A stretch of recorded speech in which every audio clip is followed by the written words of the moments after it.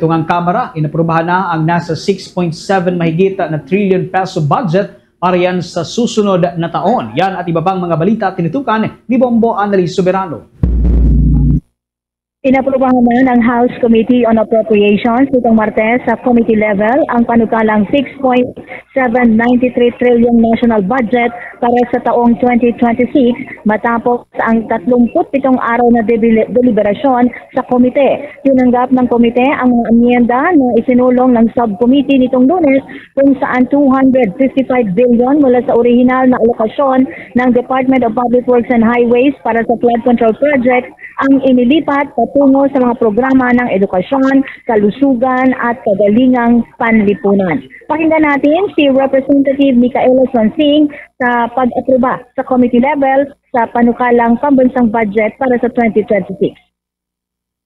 With 54 in favor, 6 against, and 4 abstaining, the affirmative has it. The motion is carried. House Bill number 4058 is hereby approved with amendments incorporating the recommendations of the Budget Amendments Review Subcommittee. Madam Chair, I move to... Ayon naman kay Appropriations Panel Chair at Nueva Ecija Representative Micaela Swansing, ipinatupad ang malawakang reforma sa proseso ng pagbabalangkas ng budget upang itaguyod ang transparency at maiwasan ang kontrobersyal na insertions na naganap noong nakarang taon. Dati, ang mga amyenda ay pinoproseso ng isang transparent na small committee na binubuo lamang ng piling kongresista. Kahapon naman, nagpulong ang House Budget Amendments Review Subcommittee upang talakayin ang mga amyendang gagawin, lalo na doon sa 255 billion pesos na pondo mula sa Department of Public Works and Highways. Ang mga pondo na ipinamahagi ay inilipat kung saan sa nasabing 255 billion to 26.5 billion ang ibinigay para sa Department of Education, 22.5 billion naman para sa pagtatayo ng silid-aralan, 1.88 billion para sa school feeding programs, 29.28 billion dagdag na budget sa Department of Health, 26.73 billion para sa medical assistance sa mga mahihirap na pasyente, 2.4 billion naman para sa pagtatayo ng mga pampublikong ospital, 60 billion ang inilaan sa PhilHealth, 35.91 billion dagdag sa Department of Social Welfare and Development, 32.06 billion naman sa Emergency Cash Aid, 3 billion para sa Sustainable Livelihood Programs, 39.36 billion para sa Department of Agriculture, 8.89 billion para sa Farm to Market Roads, at 8.69 billion para sa post-harvest facilities, habang 7 billion para sa 7,000 cash aid para sa mga magsasaka at mangingisda.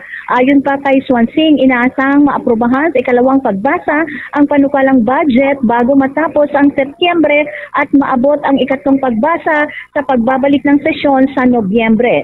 May 10 araw lamang ang mga mambabatas upang ipasa ang budget bill bago sa nakatakdang adjournment ng Kongreso sa darating na October 3 para sa isang buwang recess. Magbabalik ang sesyon ng Kongreso sa November 9. Muli, pakinggan natin si House Appropriation Panel Chairman, Representative Micaela Swansing. Today, we open the plenary deliberations for fiscal year 2026 General Appropriations Bill, the backbone of our fiscal policy and the clearest mirror of our government's priorities. The Constitution entrusts Congress with the power of the purse, a solemn responsibility that demands integrity and vigilance. The plenary deliberations of the General Appropriations Bill are among the greatest exercises of our democracy. The spirited debates that will result from these discussions should ensure that the General Appropriations Act will represent the priorities and necessities of every Filipino, from the islands of Batanes to the mountains of Compostela Valley. Our challenge is to ensure that every peso is grounded in science, feasibility, and genuine need. Bawat piso, dapat may pakinabang. Bawat proyekto, dapat may saysay. At bawat programa, dapat madamdaman ng bawat Pilipino.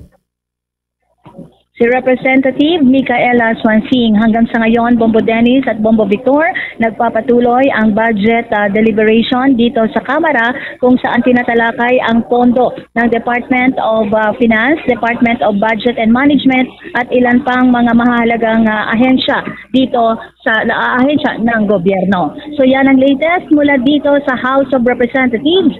Bombo Anali Montaño Soberano nag-uulat. And this is Bombo Radio Philippines, the number one and most trusted source of news and information. Basta Radio, Bombo. For the most trusted source of news and information, visit our website at www.bomboradio.com. Follow us on Bombo Radio mobile app, Facebook, YouTube, TikTok, and X, formerly Twitter. Like, share, and stay connected. Anytime, anywhere.